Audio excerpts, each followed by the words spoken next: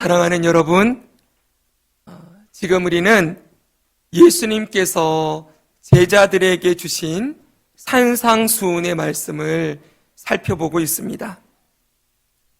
지난 주일까지는 이 산상수훈의 첫 번째 파트라고 할 수 있는 팔복에 대한 말씀을 함께 나누었습니다. 이 팔복은 예수님께서 예수님을 믿는 하나님의 자녀들에게 주시는 복, 하나님의 자녀들이 누리는 복에 대한 말씀이었어요. 이 팔복 메시지의 핵심은 제가 이렇게 정리를 해봤습니다. 보십시오.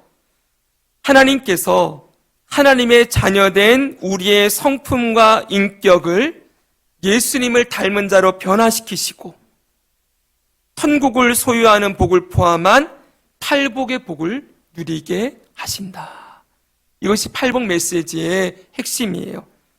한 줄로 정리하면 같이 한번 읽겠습니다. 시작. 하나님은 그의 자녀들을 팔복을 누리는 삶으로 인도하신다는 축복의 약속. 이게 뭐라고요? 축복의 약속이라는 거예요. 그래서 예수 믿는 하나님의 자녀들은 이미 복을 받은 자들임을 믿습니다. 아멘. 한번 인사하겠습니다. 당신은 팔복의 복을 받으셨습니다. 한번 옆에 보고 인사하겠습니다. 시작. 당신은 팔복의 복을 받으셨습니다. 할렐루야. 아멘. 그런데 이제 오늘 우리는 이 팔복을 말씀하신 예수님께서 산상수훈의 두 번째 파트, 이제 팔복으로 첫째 파트가 지나가고 두 번째 파트로 말씀을 주시는데 이 말씀의 주제가 무엇인가? 이제 예수님이 팔복을 말씀하신 다음에 그 다음에 제자들에게, 누구에게요? 제자들에게. 이건 예수님 안 믿는 사람들을 향한 이야기가 아니에요. 예수님 믿고 예수님을 따라가고 닮아가고자 하는 제자들에게 또 말씀을 주신다는 거예요. 그럼 예수님이 두 번째로 주시는 말씀의 주제는 무엇인가 했더니 바로 이거예요. 팔복을 받아서 누리며 사는 성도들은 어떤 삶을 살아야 하는가? 첫 번째는 팔복을 주셨다라고 해놓고 팔복을 누리게 하시겠다라고 약속했어요. 그 다음에 이 팔복을 받은 성도들이 어떤 삶을 살아야 하는가? 이걸 가르치고 싶어 한다는 거예요. 그래서 여기에는 두 가지 내용이 담겨져 있어요. 첫째는 성도는 어떤 존재로 살아야 되는가? 두 번째는 성도는 어떤 역할을 하며 살아야 하는가?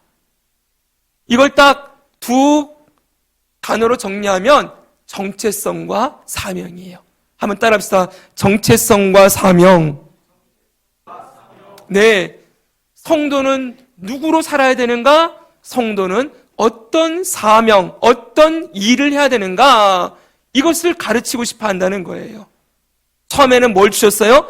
복을 줬다라고 말씀하시고, 내가 너희들의 성품과 인격을 변화시켜서 나를 닮은 자로 만들어 갈 거야. 그리고 천국을 소유한 복, 위로받는 복, 하나님을 보는 복, 그리고 박해를 받아도 오히려 기뻐하고 즐거워하는 복을 주시겠다라고 하신 다음에 이제는 그 복을 누리며 사는 성도들을 어떤 사람으로, 어떤 일을 하며 사는 존재로 만드시고 싶어 하는가? 그것을 예수님이 가르치신다는 거예요.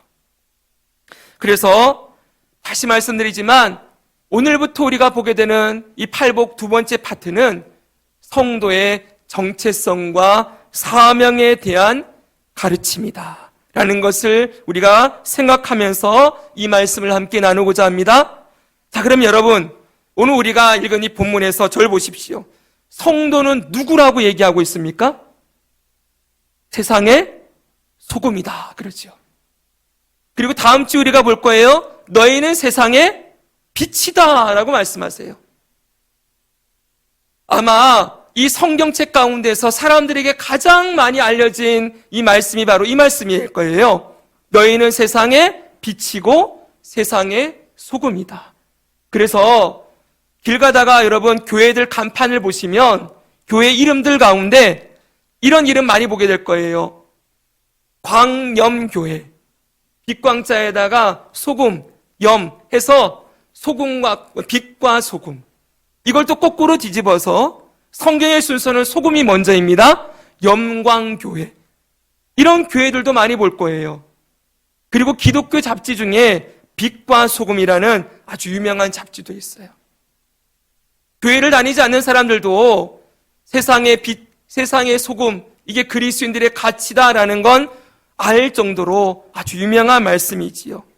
그러나 여러분, 정말 이 소금과 빛으로 사는 것이 무엇인지, 이 소금이 뭘 의미하고 빛이 무엇을 의미하는지 우리가 어렴풋하게 그냥 알고 있었다면 오늘 이 설교를 통하여, 다음 주에 여러분과 나누는 이 말씀을 통하여서 소금으로 살아간다는 게 뭔지, 빛으로 산다는 것이 무엇인지를 다시 한번 깨닫고 이 말씀대로 살아가는 저와 여러분이 되기를 주님의 이름으로 축복합니다.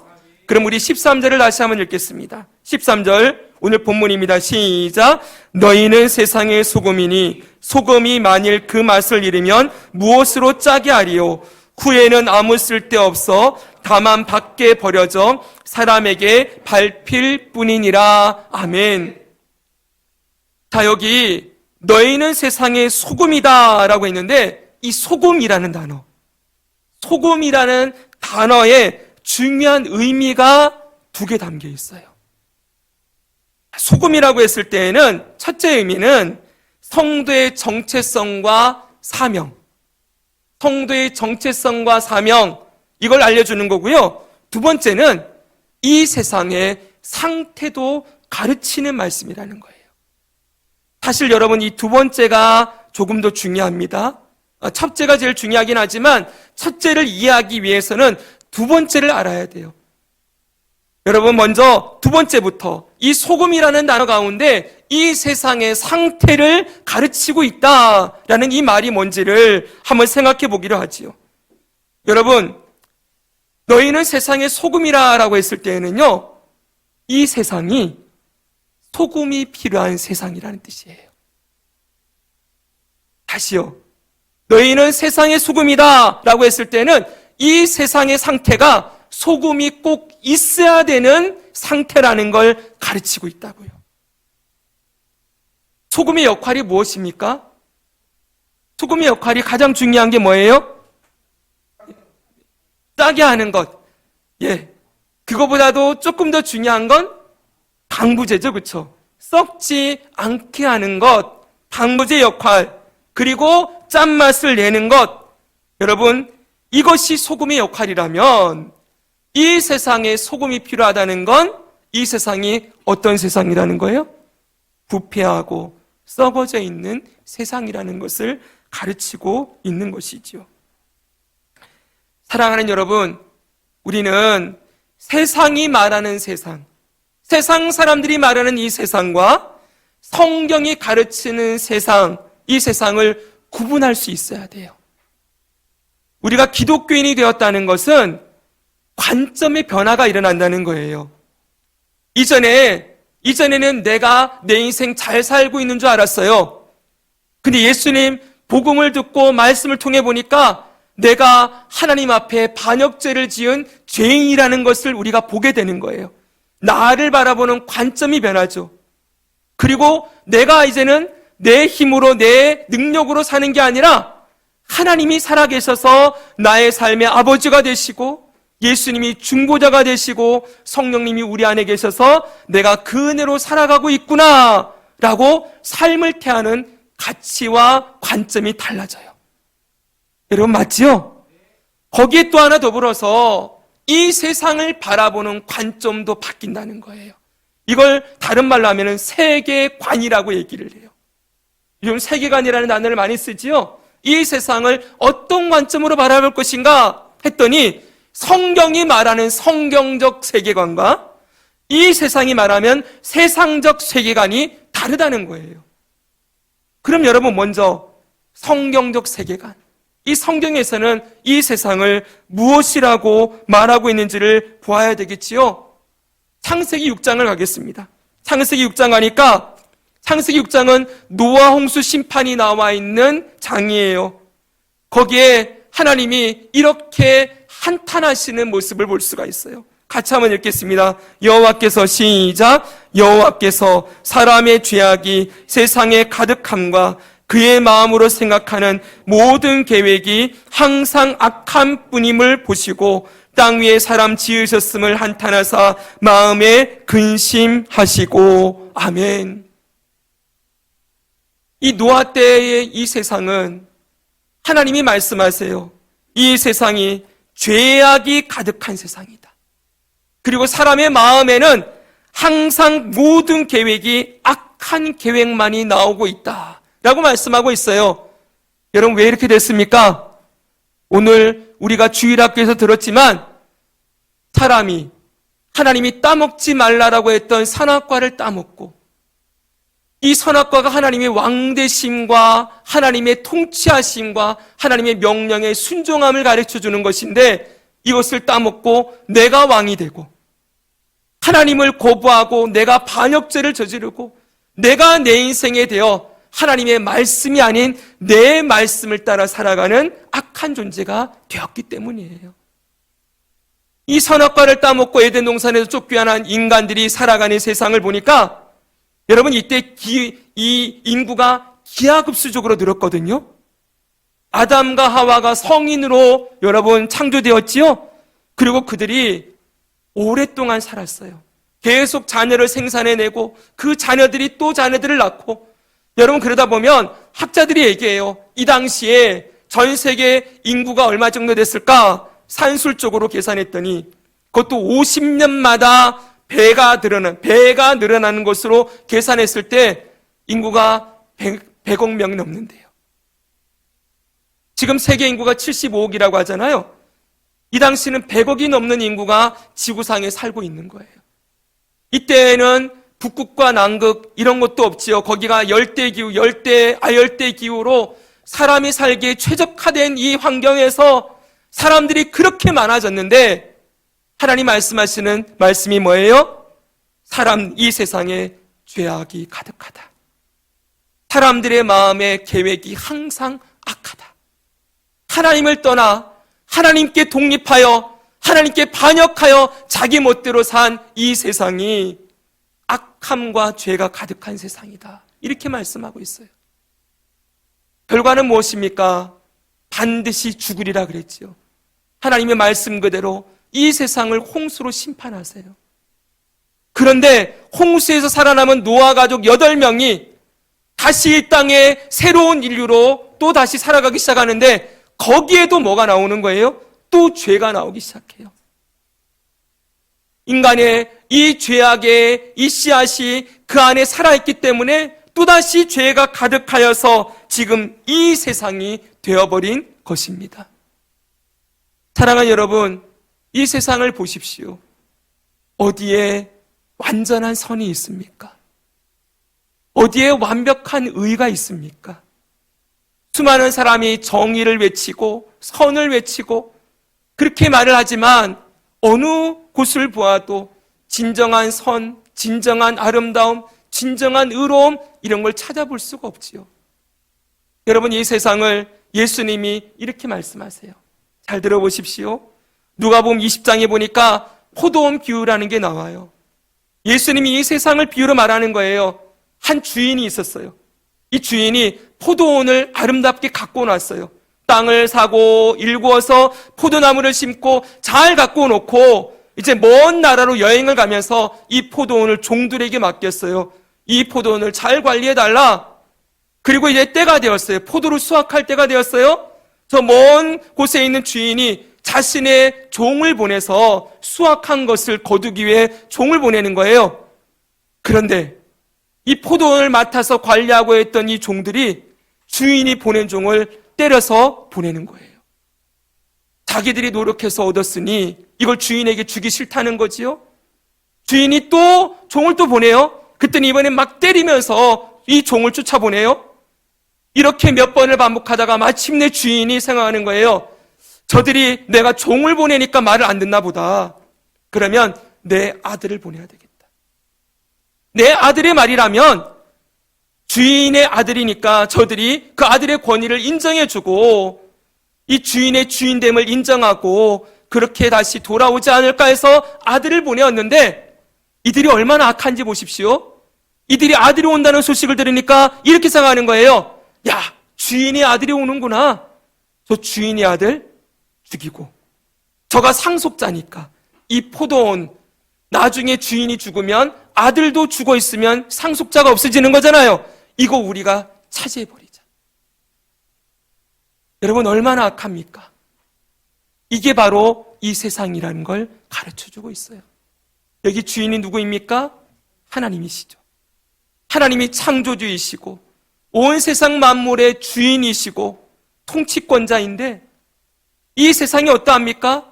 그 하나님이 보내시는 선지자들, 이 앞에 보낸 종들은 선지자들이에요. 끊임없이 세상을 향하여 하나님이 왕이십니다, 하나님이 주인이십니다 라고 외쳐도 듣지 않아요. 마침내 그 아들 예수 그리스도를 보내셔서 하나님이 왕이심을 사람들에게 증거하고 그 예수님이 이 땅에 오신 진정한 하나님의 아들이라는 것을 선포해도 사람들이 안 듣고 마침내 그 아들을 죽이는 거예요. 마치 이 세상이 자기들 것인 것처럼. 여러분, 이게 성경이 말하는 성경적 세계관이에요. 이 세상은 어떤 세상입니까? 하나님을 반역한 세상이에요. 하나님의 아들 예수 그리스도를 십자가에 못 박아 죽인 세상이다. 예수님뿐만 아니라 그의 제자들과 수많은 그리스도인들을 하나님의 왕이라고 믿고 의로운 길을 따라가려고 하는 그들을 괜히 미워하고 박해하고 죽이는 세상이 이 세상이라고 성경은 가르치고 있는 거예요. 그런데 여러분, 이 세상은 세상을 그렇게 말하지 않아요. 19세기에 이 세상의 철학자들과 인문학자들이 이 세상을 바라보는 관점을 낙관주의라는 관점을 제시했어요. 뭘 제시했다고요? 낙관주의. 이게 뭔지 아십니까? 19세기에 과학기술이 엄청나게 발달하기 시작하죠, 여러분. 산업혁명 이후로. 그래서 온 나라들에게 발전이 일어나기 시작하면서 경제적인 호황을 누리고, 그리고 사람들에게 교육을 하기 시작하면서 교육 수준이 높아지기 시작하는 거예요. 이러면서 19세기에 사람들이 외쳤어요. 이대로 우리 인류가 발전하다 보면은 진짜 유토피아를 건설할 수 있겠구나. 나라와 나라의 전쟁이 그쳐지고, 그리고 사람들이 빈부격차가 해소되어지고, 그리고 사람들의 교육 수준이 높아지면서 범죄율이 현격하게 낮아지고, 국제기구, 유엔 같은 국제기구가 생겨나면서 국가들이 연합하고 하면은 세계 평화를 이루어낼 수가 있을 것이고, 과학기술의 발전으로 사람들은 더 풍요로워질 것이고, 의료기술의 발전으로 사람들의 질병도 다 정복되어져서 마침내 온 세상이 평화롭게 살아가는 그런 세계가 이루어질 것입니다. 19세기에 낙관론을 펼쳤어요. 그런데 여러분, 결과가 무엇입니까? 그 다음에 터진 게 제 1, 2차 세계대전이에요. 이 세계대전이 터지고 나서 이 낙관론을 주장했던 사람들의 목소리가 쑥 들어갔어요.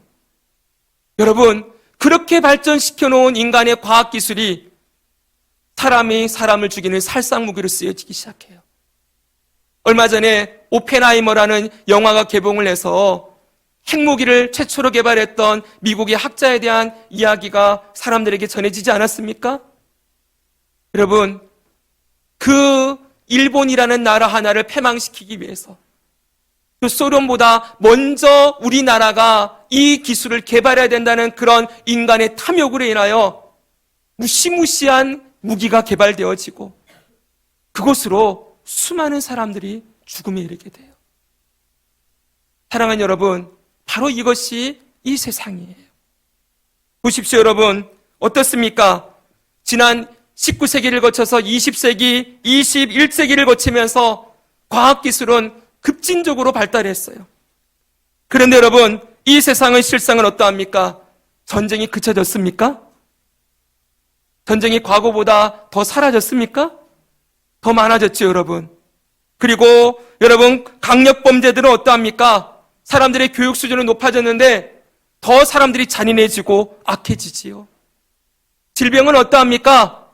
이제는 모든 질병을 정복할 수 있을 거라 그랬는데 코로나19 딱 터지고 나니까 이제는 바이러스 하나도 정복하지 못하는 인간의 연약함을 우리는 경험하고 있습니다. 이 세상 어디에도 저 낙관론자들이 외쳤던 유토피아 그런 건 없지요. 왜 그렇습니까?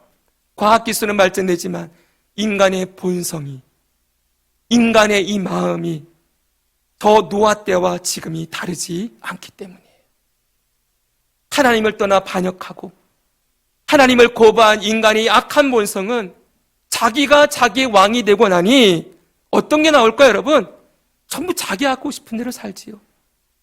자기의 탐욕과 종욕을 마음껏 발산하면서 남들이 뭐라 하던 나만 잘 살면 되고 남들이 어떻게 하던 내가 우선 성공해야 되고 경쟁사회에서 내가 이겨야 되고 여러분 다른 나라보다 우리나라가 더 앞서야 되고 여러분 이런 자기만을 추구하는 세상에 섬김과 희생, 사랑, 소망, 믿음 이런 것들이 어디서 나옵니까?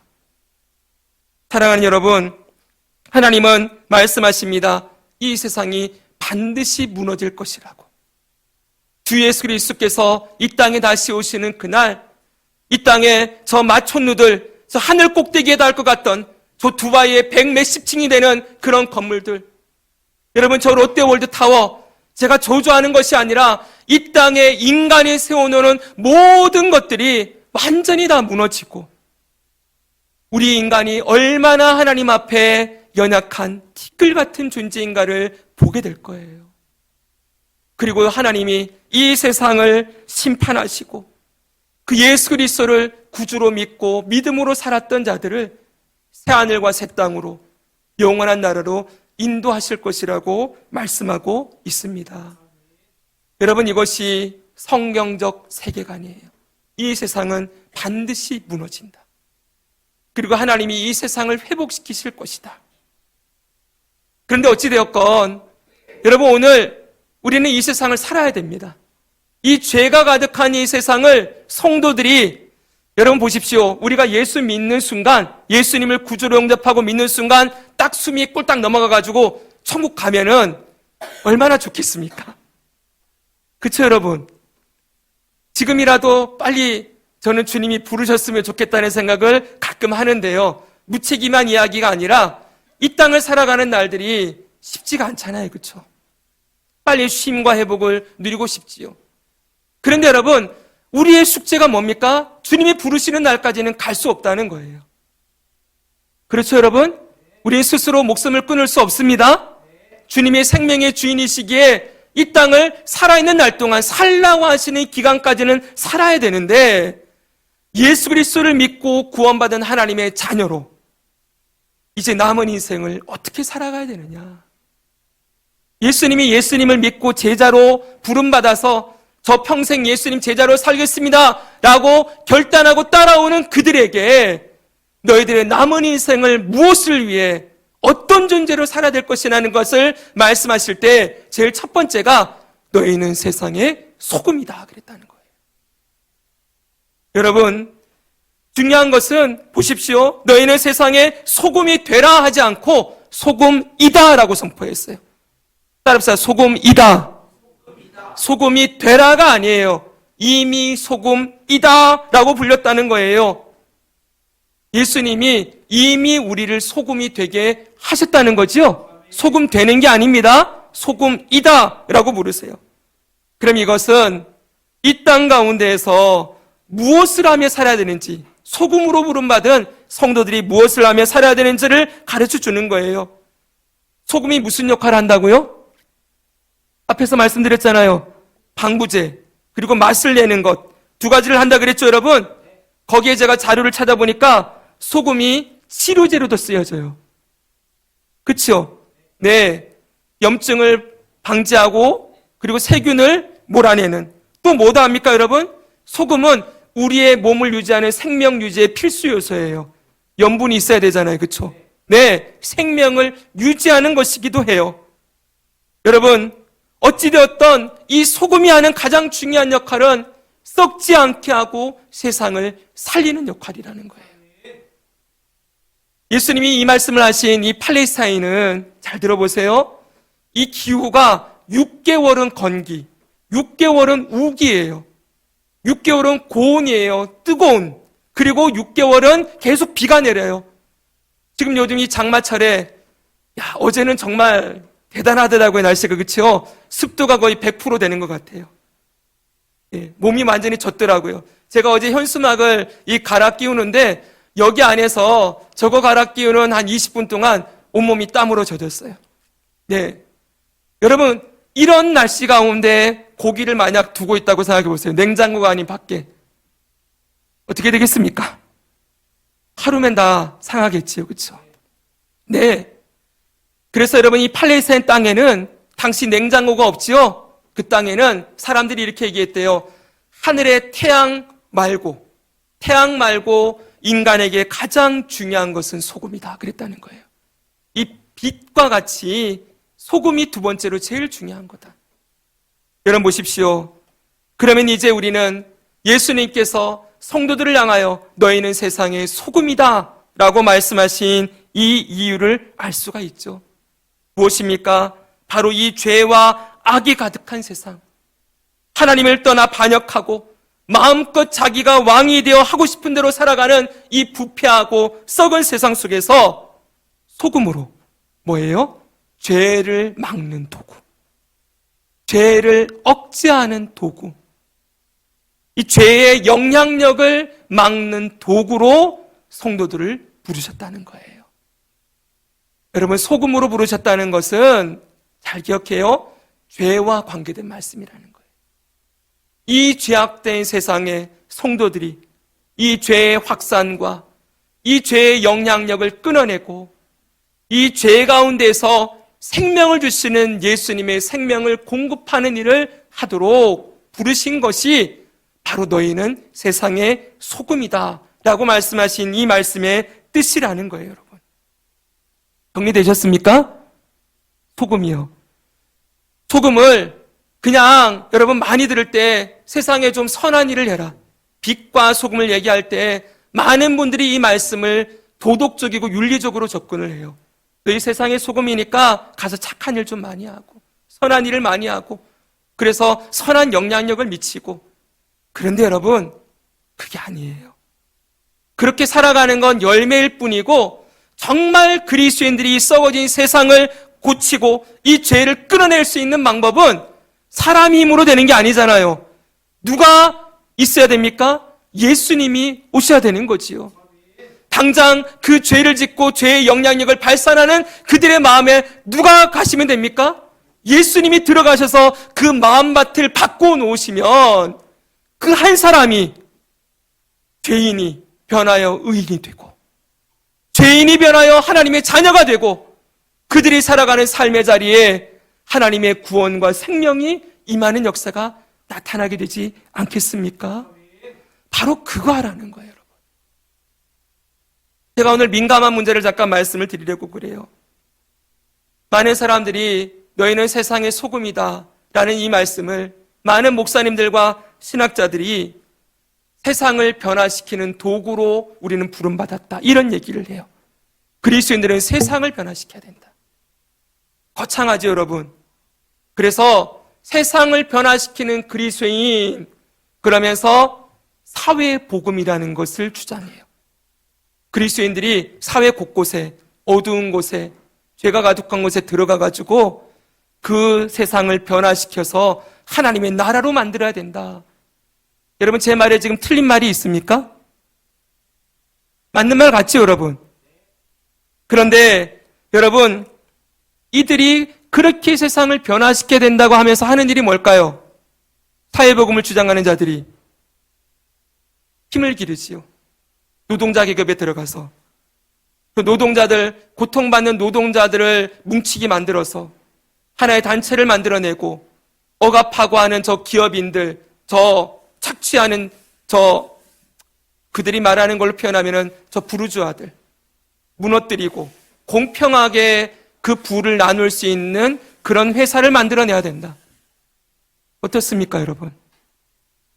부당한 정치 권력에 맞서서 그리스도인들이 이 땅에 정의가 이루어지는 나라를 만들어야 되니 그 정부를 아니면 국가기관을 이거를 대항해서 본인들의 힘을 갖추어 가지고 그리스인들이 왜 이 악한 이 지도자를 그냥 내버려 두고 있느냐, 그러면서 힘을 길러서 그들이 이 땅에 하나님의 나라와 정의를 회복한다는 이유로, 그런 명분으로 힘을 길러서 여러분 명령 불복종 운동, 국가 불복종 운동, 지도자들을 거부하고 하는 일들을 전개하는 것 우리가 볼 수 있지요. 그래서 여러분 TV에 보면은 사회에 나라에 꼭 무슨 이슈가 생기면은 무슨 복음 사회 운동 해가지고 아니면 특별히 잘하는 데가 저 천주교의 예수회 사제들이에요. 예수회 이래가지고 나오잖아요. 여러분 그 예수회는 카톨릭에게서도 외면받는 단체예요. 거의 급진주의예요, 완전히. 그런 일들을 하는 것을 보게 되어지지요. 그런데 여러분, 제가 분명하게 말씀드려요. 우리는 성경의 한 구절만 보는 사람이 아니에요. 성경의 전체를 보지요. 그렇죠, 여러분? 너희는 세상의 소금이다. 이 말씀만 붙들고 있으면 소금으로 세상을 뭔가 정화시켜야 될 것 같아요. 그런데 여러분, 이 소금이라고 외치는 예수님, 그 예수님이 무엇을 하셨는가?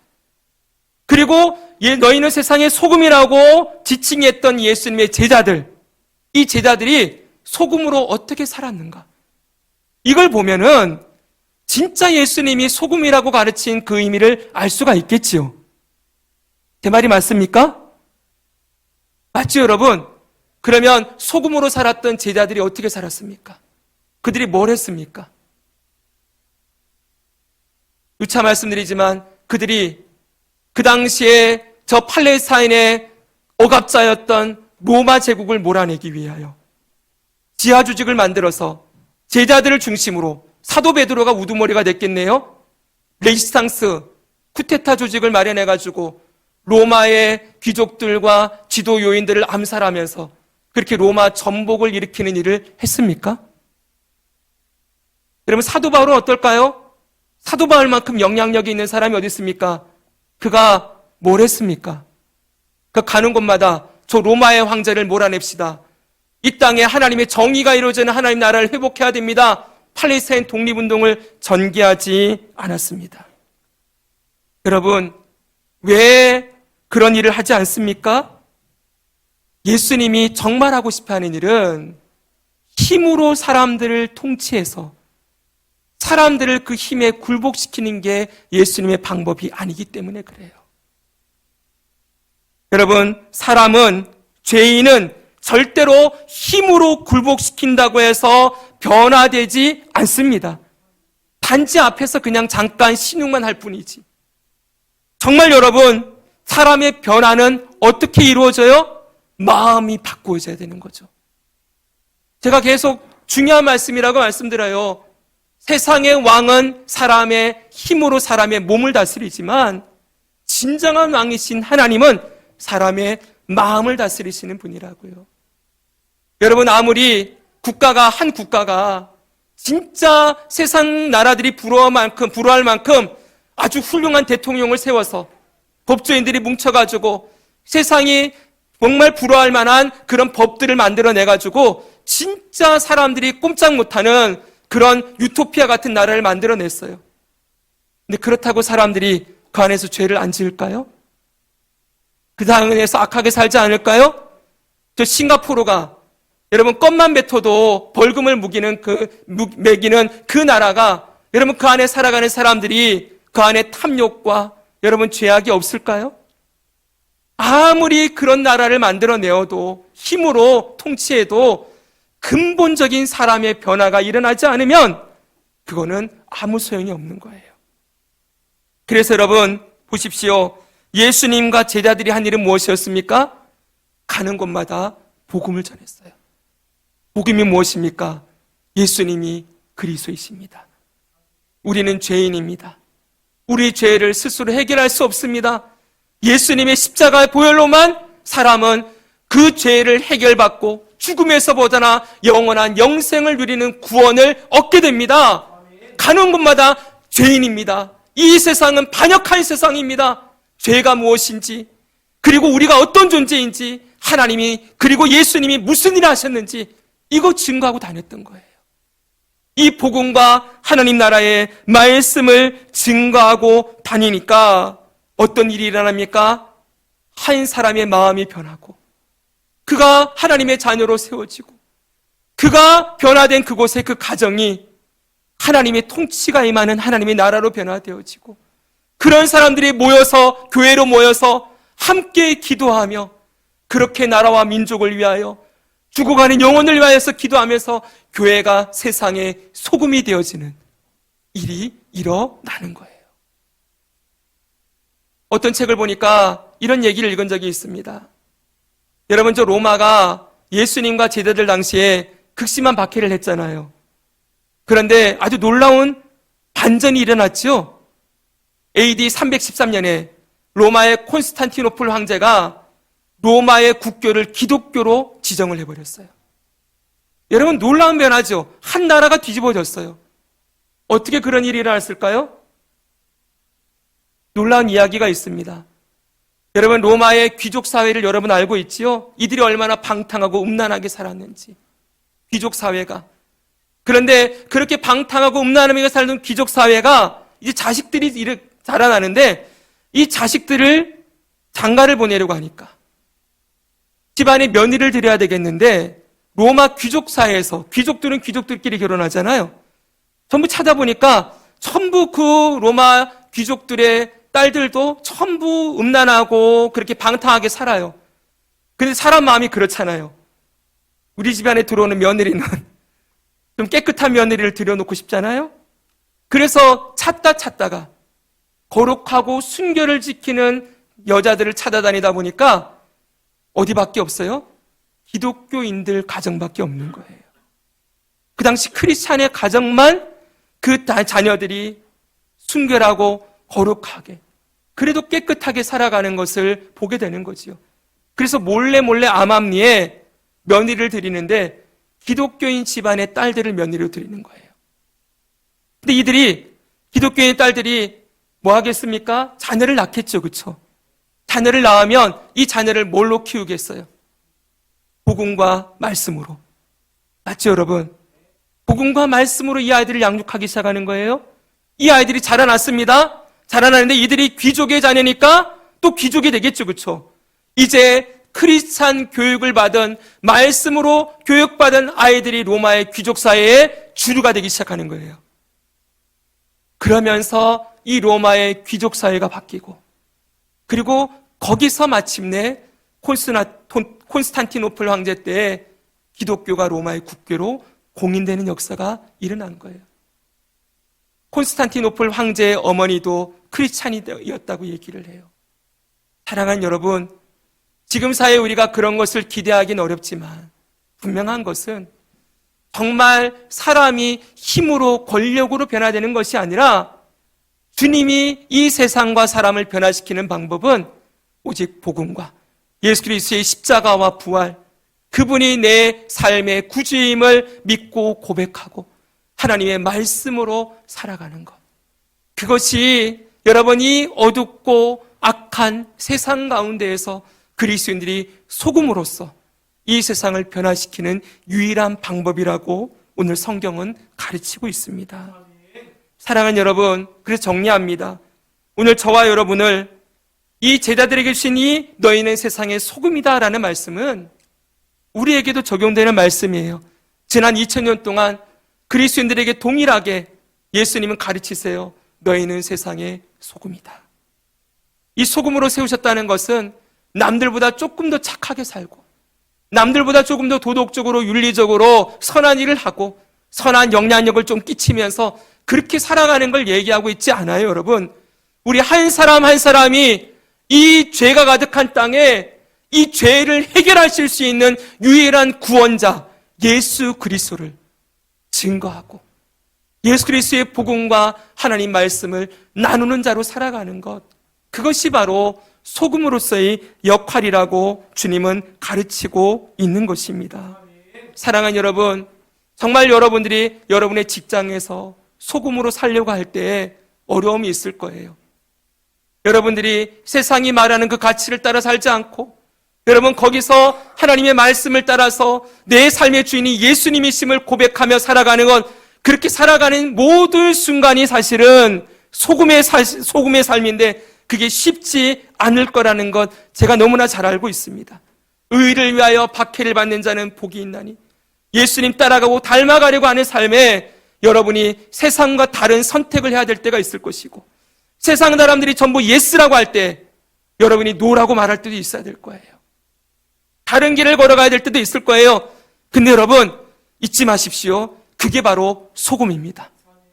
여러분이 그 자리에서 세상이 말하는 죄의 길로 다 흘러가고 있을 때 다 멈춰서서 눈을 들어서 하나님 바라보며 하나님 제가 이 자리에서 하나님이 주인이심을 선포하며 있겠습니다. 내 삶의 주인이 예수님이심을 제가 고백하며 그 믿음으로 버티겠습니다. 그리고 여러분 거기서 그 잘못된 길로 나아가는 영혼들과 그 여러분이 몸담아 있는 직장을 두고 기도하고 거기서 예배하고 주의 말씀으로 버티고 있으면 여러분 그게 바로 주님이 보고 싶어하는 소금으로서의 제자의 삶이라는 거예요. 사랑하는 여러분, 직장을 그냥 돈 버는 곳으로 다니지 마십시오. 거기가 여러분들에게 맡겨준 일터고 하나님이 여러분들에게 맡겨준 소금으로서 보내주신 그 사역의 현장이에요. 거기서 여러분들이 꼭 말을 입을 열어서 예수님 믿으십시오. 막 이런 증거들 때로는 필요하겠지요. 근데 그건 여러분 기도부터 시작하고 늘 말씀드리지만 기도부터 하세요. 여러분 여러분에게 붙여진 영혼들을 위해서. 그래서 마음밭이 변화되어 그가 언젠가 다가올 때 여러분이 가진 예수님의 생명을 전하는 때가 분명히 있을 거예요. 제가 먼저 여러분에게 말씀드리고 싶은 건 직장 들어가면서 주차장에 차를 대고 몇 분이라고 기도하십시오. 주님 제가 이제 일터를 향해 들어갑니다. 여기서 제가 하나님이 나의 왕이심을 믿는 믿음으로 결정하고 선택하고 일하겠습니다. 사람이 나에게 돈을 주는 것이 아니라 여기로 나를 보내신 분은 하나님이시오니 따라합시다. 하나님이 인사권자이다. 네, 사람이 여러분을 거기에 두지 않았어요. 여러분 회사의 임원이 여러분을 뽑았지만 여러분을 거기에 보내신 분은 하나님이심을 믿습니다. 하나님이 나의 인사권자이시니 하나님 뜻대로 오늘 말하고 행동하게 해주세요. 하나님의 영광이 드러나게 해주세요. 여러분 그렇게 기도하고 여러분들이 직장에 들어섰을 때 여러분 하나님이 얼마나 여러분들을 귀하게 보시겠습니까? 여러분을 소금으로써 부르신 하나님이 여러분을 통해 얼마나 아름다운 일들을 하실까요, 여러분? 사랑하는 여러분, 여러분은 여러분의 가정에도 소금입니다. 절대로 여러분 믿지 않는 가족들을 그냥 내버려 두시고 있으면 안 됩니다, 여러분. 언젠가는 믿겠지. 언젠간 교회 나오겠지. 제가 늘 말씀드리지만 여러분들이 통로예요. 여러분들이 어떻게 예수님 믿고 믿음으로 살아가는가를 다 보고 있는 거예요, 여러분. 여러분이 정말 결단하고 믿음으로 예배의 자리를 지키고 그리고 여러분 날마다 말씀과 기도로 살아가는 삶을 보여주고 그 삶에 하나님이 함께 하시는 역사를 보게 될 때 여러분 한 사람 한 사람이 그리스도의 편지가 되는 것이고 하나님의 대사가 되는 거예요. 그거 하라고 여러분들을 먼저 믿게 하셨어요. 여러분의 가정에 여러분들에게 먼저 구원의 복을 주시고 팔복의 복을 누리게 하신 이유는 그거 나만 먹고 나만 잘 먹고 잘 살라는 게 아니라 여러분의 가족들에게 흘려보내는 통로로 살라고. 그래서 여러분의 가정에 소금으로 부르셨다는 거예요. 여러분, 여러분의 자녀들에게도 여러분들이 소금입니다. 사랑하는 여러분, 그 호르몬이 성성해서 그 안에서 자기 마음대로 살고 싶어하는 그 망둥이처럼 뛰고 있는 아이들을 여러분 어떻게 다스리겠습니까? 여러분의 말로 부모의 권위 이제 그런 거 없잖아요. 학교의 권위 그런 거 사라졌잖아요. 이 아이들이 누구 말을 듣고 살겠습니까? 자기 멋대로 살고 싶어하는 이 아이들을 다스릴 분은 오직 예수 그리스도밖에 없으시지요. 우리가 뭘 해야 되겠습니까? 그 아이들의 영혼을 두고 가정에서 기도하는 시간이 있어야 되겠지요. 말 안 듣는다고 속상해하고 저 녀석을 어떻게 할까 이러면서 여러분 그렇게 애끓이는 그 시간에 잠시 여러분 감정을 가라앉히고 주님, 예수님 불러보십시오. 제 힘으로 안 됩니다. 이 아이를 다스릴 분은 예수님밖에 없습니다. 사랑하는 여러분, 바로 그게 소금의 역할인 거예요. 바로 이 일을 하라고 우리를 부르셨습니다. 사랑하는 여러분, 우리는 세상의 소금입니다. 이 죄악기 가득한 곳에 예수님의 복음과 말씀으로 이 죄를 막아내고 몰아내며 하나님의 구원과 생명을 전하는 복음의 통로로 부름을 받았습니다. 우리 일평생 이 사명을 충성되이 감당함으로 우리의 모든 삶, 우리의 가정, 우리의 일터와 우리의 삶의 현장에 예수 그리스도께서 주시는 구원과 회복과 기쁨이 가득하게 되어지기를 주 예수님의 이름으로 축복합니다.